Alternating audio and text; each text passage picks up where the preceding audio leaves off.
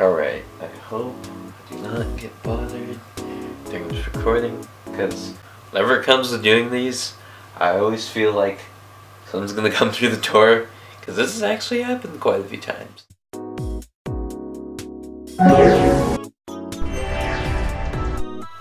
Anyway, guys, it's been a minute, long time no see.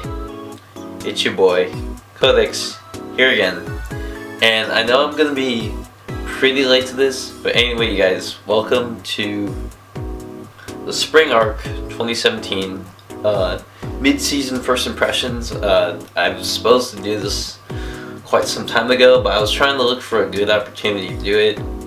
But then I've been trying to wrap up college. I've got a couple of months left, but I'll probably explain to you more about that later. Anyway, you guys, so spring season of anime. From what I've heard through social media and whatnot, it's been kind of a pretty up and down season. Like for spring, like I think it's kind of like almost like a half and half. Like half things are pretty good, and the other half it's kind of like pretty generic or pretty like reasonable. And then or generic can also be called like pretty bad also. So anyway, the first three shows I can actually explain to you like real quick, like bam bam bam, like just like that. We got Attack on Titan season 2, Boku no Hero Academia season 2, and we got Berserk 2.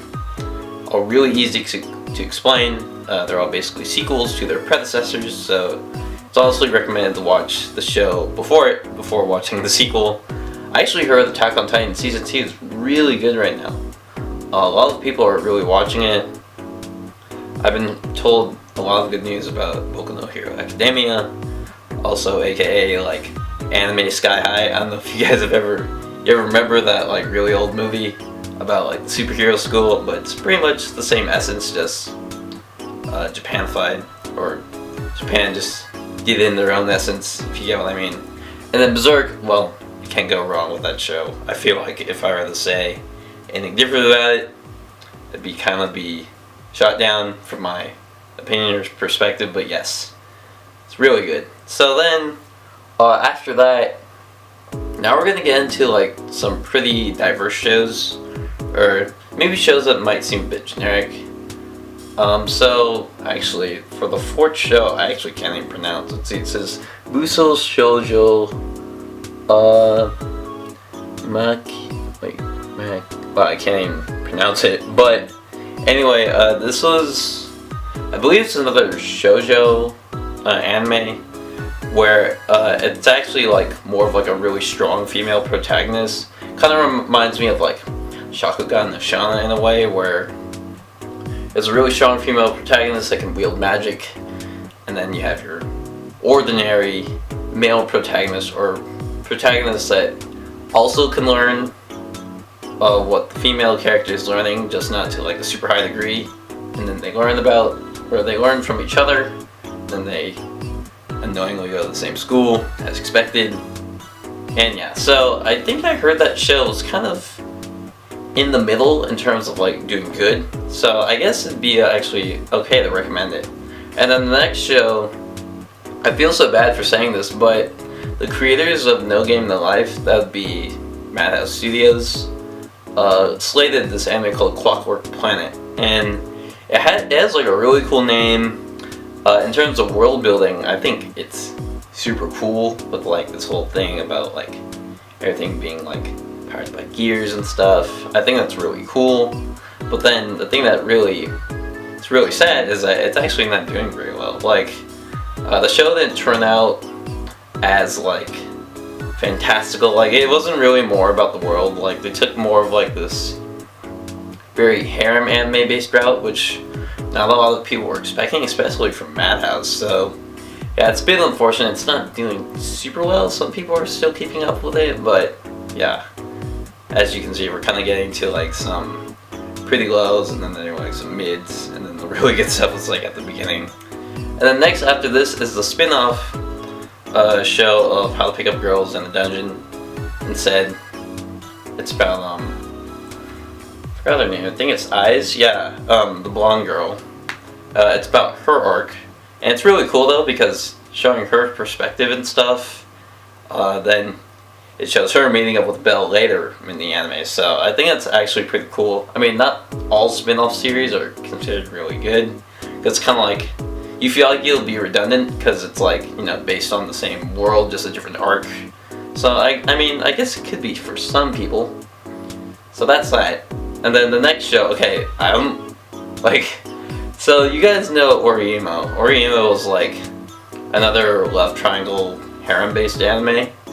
And like, it's kind of weird to admit to like that show, but like, honestly pretty popular. So the exact same studio made this one anime called Eromanga-Sensei.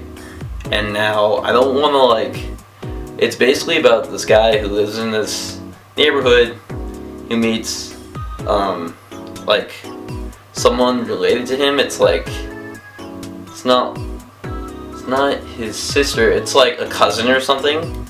And she's basically, does art for doujins and stuff, so it's like, it's kind of out there, but yeah, the price for it's actually pretty decent, so it's kind of like in the middle also, so I don't know, I mean, it's not for everyone. And then next, also, the Granblue Fantasy anime is still airing. For those that do not know, Granblue is a mobile app that got turned into an anime, and you can also see vice versa. It's like, you know, a game to an anime, or a movie into an anime. Yeah, it's getting quite popular. It's actually really good though, so big ups for them. And the next is actually, we're about halfway through the list, and next is actually pretty interesting. It's called Recreators, and it's kind of funny because like it gives you this like kind of like dream scenario where it's like, alright, imagine a world where like you're playing a game or a visual novel or some JRPG, and there's some like really attractive female character. You're like, man, dude, I really wish that character could like, you know, come to reality, and then like bam, just like that. That's basically what the show's about. So I mean, the premise actually seems pretty generic in many ways, but as I had mentioned before, this show is actually doing pretty well. So most, like the last couple shows are actually kind of like the mid to high tier in terms of like listing. So I mean, yeah, this season is definitely like a bumpy road. Like, it's got tons of ups or dips and slopes. So yeah, I mean, I don't know, you kind of just gotta be a little nitpicky during this season. And then next, after that, man, it's I think they just call it Akashic Records. Yeah, it's another fantasy harem anime.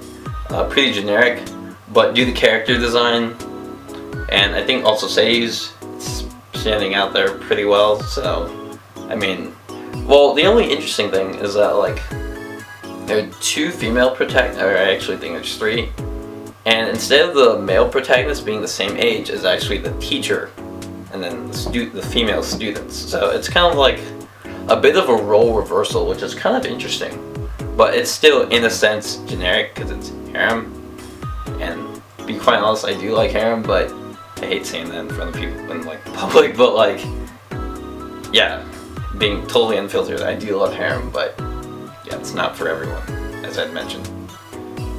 And then after that, another sequel, How to Raise Your Boring Girlfriend, actually has a second season. It's really good. Honestly, would recommend it. And right after that, we got, I'm moving my hands a lot. We have Sakura Quest, and Sakura Quest kind of reminds me of what was the name of that one anime? It was like about the royal family. It was like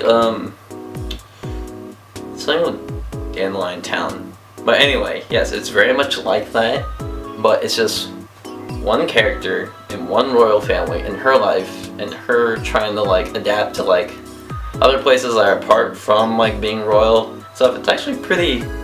I actually heard it's really good for a slice of life anime, so consider actually checking that one out. And then finally, or not finally, we have two more. And then we got